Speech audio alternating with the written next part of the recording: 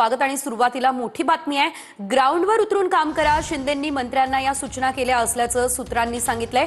योजना लोकांपर्यंत पोहोचवा, मंत्री नेत्यांना या सूचना करण्यात आलेल्या आहेत। जनता दरबारावर भर द्या, कामचुकारपणा चालणार नाही, मतदारसंघातील कामावर भर द्या, अशा सूचना शिंदेंनी केल्या असल्याची माहिती सूत्रांनी दिली आहे। मतदारसंघनिहाय आढावा घेऊन शिंदेंच्या सूचना आहे आणि काम करण्याची त्यांनी या दरम्यान सूचना केलेली आहे। काही मंत्री आणि नेत्यांची कानउघडणी केल्याची देखील माहिती सूत्रांनी दिलेली आहे। या संदर्भात अधिकची अपडेट घेऊयात आमचे प्रतिनिधी निवृत्ती बाबर यांच्याकडून। निवृत्ती, आपण पाहतो या ठिकाणी आता शिंदेंनी अनेक महत्त्वाच्या सूचना केलेल्या आहेत, या संदर्भात काय माहिती? नक्कीच आपण पाहतोय की आगामी स्थानिक स्वराज्य संस्थांच्या निवडणुकीच्या पार्श्वभूमीवर सर्वच राजकीय पक्षांच्या बैठकांचं सत्र सुरू आहे।